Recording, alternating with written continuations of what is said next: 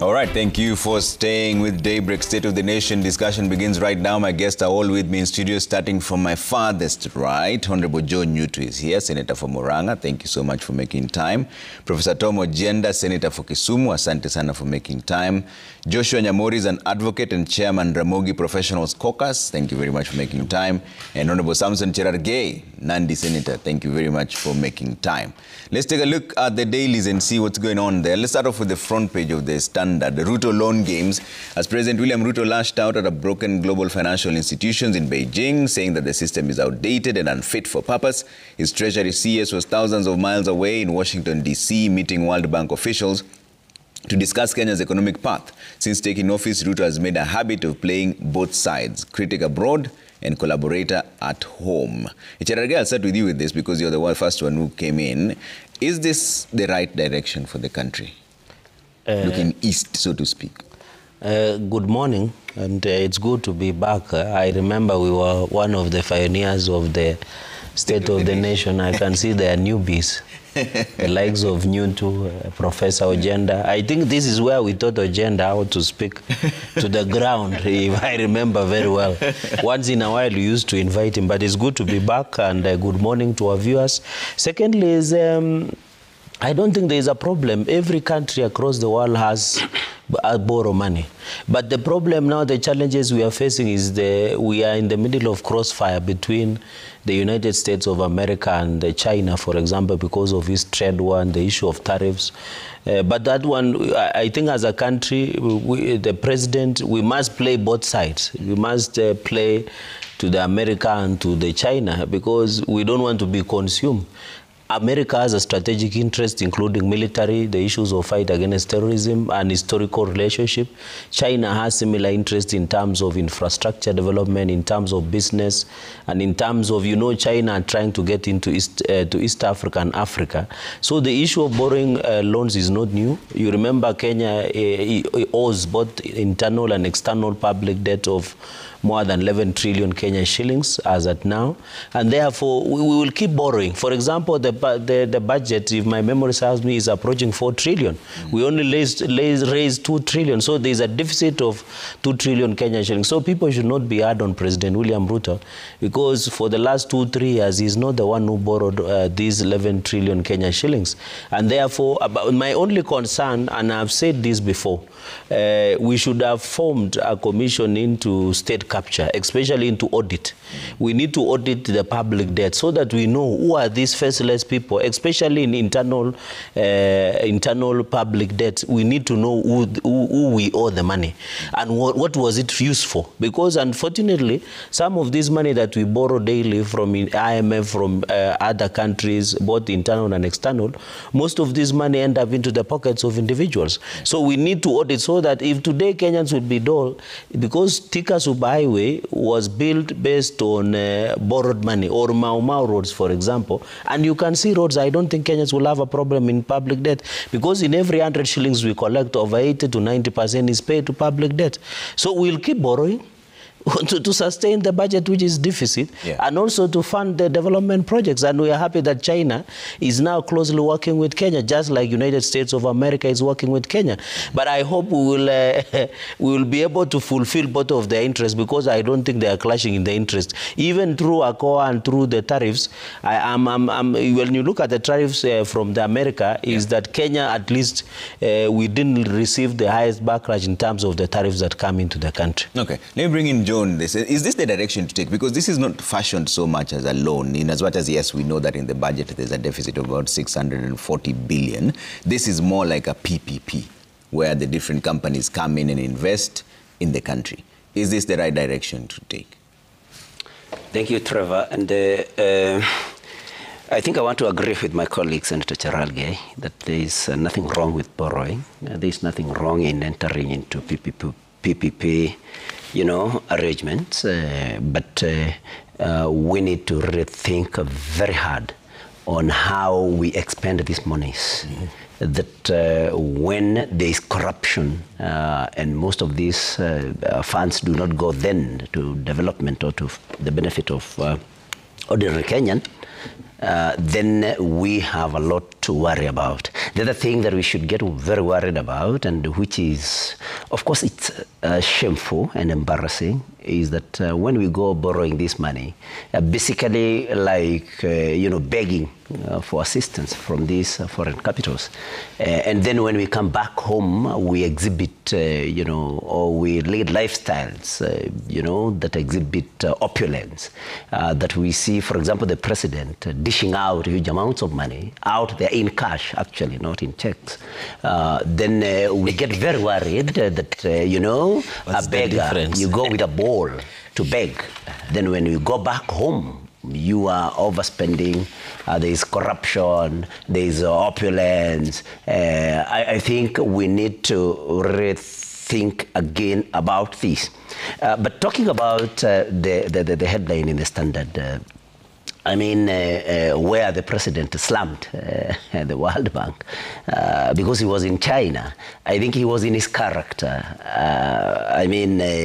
That is what President Ruto does. When he visits you, he'll praise you. When he goes to your neighbor, he will say how bad you are.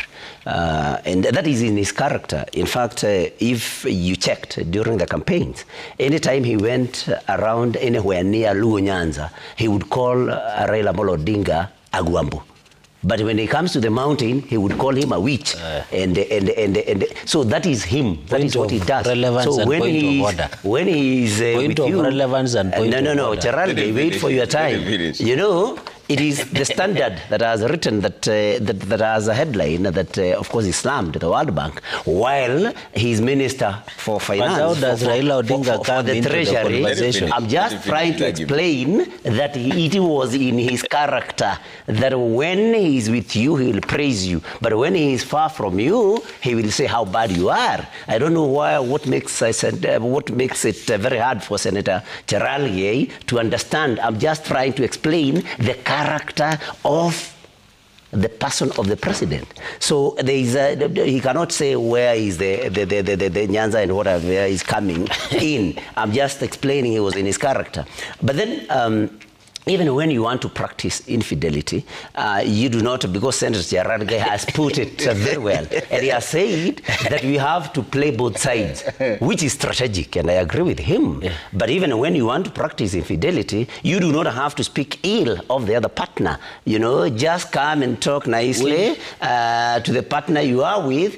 You don't have to. So he didn't have to. He didn't have to slam the World Bank. Okay. He only needed to talk well of China, which was bringing these PPP programs. But PPP, the very PPP, Senator Charalge, I don't know what makes him so impatient. He never had me interject. No, because he's misleading the country. You will get your time to prove to me. Okay. You'll get your time to prove that misleading the country. So what I'm saying is that you do not have to talk ill of the other person if you want to play both sides. You just talk well of the person that you are with because, of course, you will have time with the other person or with the other party. Okay. And so I think that is what my view is about this. Yeah. All right. Prof, is there a problem with this sort of deals when we see 143 billion value of Ruto's deals before meeting China President Xi Jinping without necessarily getting the other side of it in terms of what does Kenya have to give? Because it's a quid pro quo. So if this amount of investment comes in, what are we giving in return? Thank you, Trevor. Trevor, I think the first thing that we must say in response to some of what we are seeing is that, one, there's need to bridge the gap in this country, and that the president is doing the right thing. Because, number one, the president did not just go to China to negotiate for loans without a basis. The framework is that we have specific projects, 15 key infrastructural projects that we are trying to bridge so that the gap, and of course there's no doubt that the debt ceiling has probably gone high, but with a purpose. Trevor, Kenya is a third world country. Of course, we are moving to the next level. And I have seen many things, the cliches around where Kenya is at in comparison to Uganda, Tanzania, and other countries. But the position is this. The president has addressed two important things. The framework of borrowing by the World Bank and the IMF that have traditionally been hinged or that traditionally factor on a number of key reform questions and other things that governments must do, in my view, are updated. And this is the divide between China and the US. When Trump came into power, he brought in a number of reforms, and those reforms affected institutions, including USAID, and many people lost their projects out there and in Kenya and in the region. President Ruto is doing what he must to ensure that in these deals with China, he's able to bridge the gap out of certain projects that were traditionally funded by funds from, they are the main funds, but they're also side funds. And the president then, in addressing China and knowing that, of course, he'll get funding from China, knows that when Beijing funds projects, there'll be, of course, the quid pro quo, which is cooperation in a number of areas. And I think, and it is not lost to us that even IMF and the World Bank would also only give conditional loans. Their loans are not without a condition. So there's nothing new in this arrangement. I think what we need to be concerned about as a people is that we want to see these loans applied for the benefit of infrastructure development in this country within a framework where we do not have waste in the application of these funds. Even when we see the fight or the struggle between the national and devolved units on who should apply funds, for instance, the RLMF funds that are appropriated for the benefit of our people eventually, we know that in the end, we want to see a framework that best utilizes the funds for the benefit of the people of this country. And I think lastly, let me just point to this. The president is doing a good job. It is good to have a president, at least who goes out there, aware that we need to grow this country. We do not want to see what we saw last year, the finance bills that unduly tax Kenyans, or that unduly make it difficult for Kenyans to lead a normal life. We must bridge that gap. And how do we bridge that gap? You only bridge it when you go out there. Yes. So I think we should be thanking President Ruto for what he's doing good for this country. He's not just sitting back and taxing Kenyans locally to develop our infrastructure. Remember, we also need the infrastructure. If we don't have good infrastructure, Trevor, we cannot grow. I will give you in a few certain projects that we have, for instance, in some of these counties. When the governors talk about going back to the Moi era, it's unfortunate. Because, Trevor, I know that since the advent of devolution, certain counties, my county has almost received 69 billion Kenyan shillings, for instance. We're coming to that conversation. Yeah, but just as I'm just giving you a tip of the conversation. That devolution has brought in a framework that has seen new levels of growth in the 47 counties. And the president is simply trying to bridge the gap by ensuring that the national is able to deliver in its set functions that, and the regions or the governors under Schedule 4 of the Constitution as defined, are also able to deliver. So let the president work for the people of this country. We're coming to that conversation right after this break. But Nyamori, let me hear your thoughts on this. Is this the right direction that the president is taking by going to China and bringing in investments from different corporates there? I think since the president traveled, there's been a debate on whether we are going west or east and which side is better.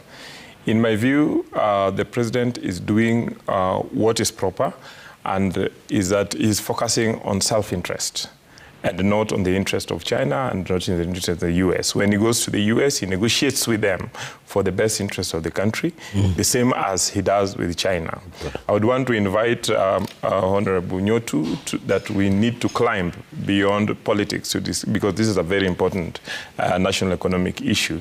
And know that we are debt burdened. we cannot continue to take loans.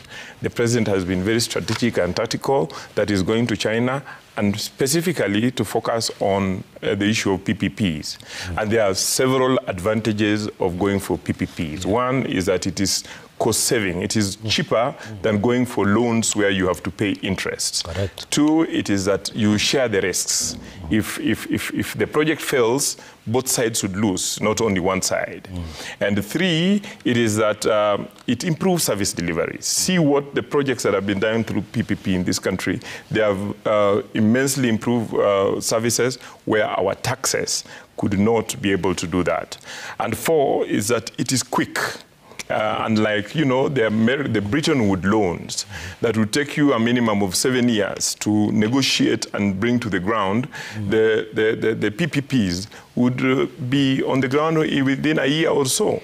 So I would encourage the president that if China is willing to do business with us, and China has demonstrated that its interest is in business, not in controlling us. Yes. If China's interest is in business with Africa, let us continue to go that way. In any case, America has demonstrated that it is not interested in our interests and the interests of anybody, even its neighbor Canada, that has traditionally been very close to it, is complaining. Let us be focused and work with, any friends who can enable us deliver our objectives. So I think the president has made the right direction.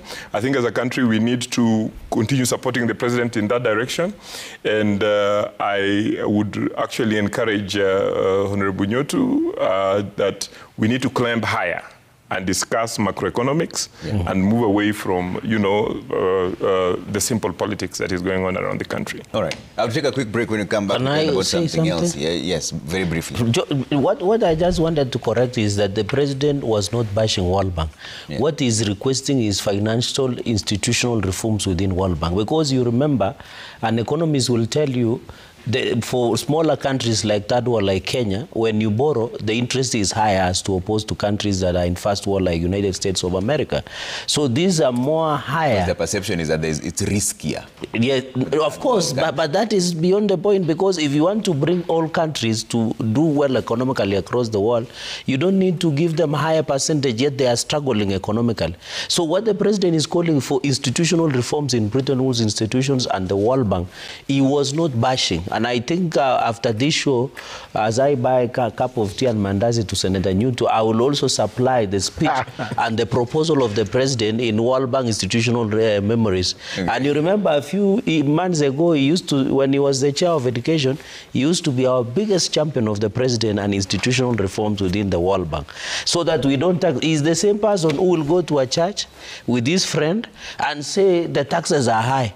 So if we have deficit budget, how will we finance the budget? Well, he's telling Kenyans, the government cannot tax you. Yet he needs Mau Mau roads, he needs money to go to Murang'a, he needs a number of projects, and we are doing mega projects in Mount Kenya region where he comes from, but there is no money, we can't tax more. We need to borrow to finance most of those projects that we are talking about, including Mau Mau roads, where his heart was. And as even where I come from, we are going to start Koitalel somewhere roads, so that we can ensure, and maybe who was the freedom fighter from Lowland? Maluanda Magere or something. We'll start Luanda Magere roads. Because you've been directly mentioned, I'll give you a chance to respond really quick before I take the break. Thank you, Trevor. I think I want to invite my colleague and friend, Senator Cherargei, to be a little more patient next time. And also Wakili Nyamori. I have not opposed borrowing in any way. And it is on record what we said here. I've not said that borrowing is wrong. I've not said that PPP is wrong. All I said, and in fact I was agreeing with Senator Cherargei, that yes, we must borrow. Every other regime has ever borrowed. But what I brought an issue with is, opulence and corruption. And so I think Senator Cherargei is talking like I said that borrowing is bad. But you said the character of the president. Senator Cherargei, please, and please, you are a more experienced legislator than me. Yeah. But please learn from me. I can wait even when you are tearing me into pieces. So please be patient. When you get your time, then you come in. And but you know that you cannot be allowed to mislead. I know he wants to interrupt my line of thinking. I know Senator But Charage, you are sharp. he is very mischievous. This is mischief that he's trying to display here. So I did not, at any particular point in time, say that President Ruto should not have gone to America. I mean, to China. And I did not oppose PPP in any way. I only said what Senator Charage had said. And for Professor Nyamori, I mean, I was not in politics. Mr. Oh, you should thank me that I'm praying that you become a professor. I'm very comfortable. My knowledge. I was not bringing politics or politics, just to correct Wakili Nyamori. I was just discussing. I mean, you know, your question was based on the headline on the Standard. And of course, when we said that he was bashing, then I was trying to say that the president was in his character. So I was not introducing politics. And so even before Wakili Nyamori invites me, I've already been able to rise above politics. So the other things that Charage has said is that the president was not bashing the World Bank. When you say somebody is outdated, I mean, what are you saying? Is that not bashing you? If I tell Senator Charage here that your politics is outdated, I mean, am I very kind to him? So I think it depends on how or on what you call bashing. But you cannot say, in my view, that the president was not bashing the World Bank. Okay. I think there is a problem. No, the president is simply assertive. Trevor, yes. There is no doubt that the framework of borrowing by the World Bank is an archaic framework that must be reformed. I think when a system, it is what we would say a hackneyed. It's a hackneyed process. English follows a framework that it is relics of the old, relics of the old. So and it cannot be gainsaid. It cannot be gainsaid, Trevor, that it is to these hackneyed processes that the president was addressing himself. We need. And it's glad that he has spoken to PPPs. You see, the public-private arrangements or framework where both the developer and the one gaining has some stake is a more rewarding process. And that is why the best way, Trevor, is to go the Chinese way, because you have investors coming to the country performing tasks. Correct. And they also have something to gain. And that way, you are in it together. Yes. And that is why this approach by the IMF World Bank must be criticized. Okay. The president reforms must be there. Yes. President William Ruto has, come out within the continent and internationally as a president who pushes for reforms. He's pushed for reforms in climate financing. And he has always spoken since the day he was sworn in on the fact that, the Bretton Woods frameworks are unfair, are archaic, and need reforms. Africans need leaders who can speak to that, because these frameworks have been unfair to Africans. Basically, what they do is rather than channeling money to Africa, they actually use the loans to channel money from Africa to the West. And so we should celebrate the president. We should support the president. And I want to believe that the people of Africa across the continent are listening and feeling the president. And I would want the Senator Nyotu to understand that the president is not playing the two sides. The president is simply being assertive. Correct. Okay, and we need an assertive leader. If the President Ruto will be remembered for anything, he will be remembered as that president who never feared to take positions. He will be remembered as an assertive president who pushes for reforms. All right. I'll take a quick break. When we come back now, we talk about something else. We shift gears. The whole state of the nation, we touch and move from one topic to another one. The next one we're talking about is devolution. In fact, the Honorable Professor Peter Anyang' Nyong'o, the governor for Kisumu, wrote out a very hard-hitting letter titled, "Allow Governors to Manage Devolution." We'll talk about that in just a bit, right? Don't go too far.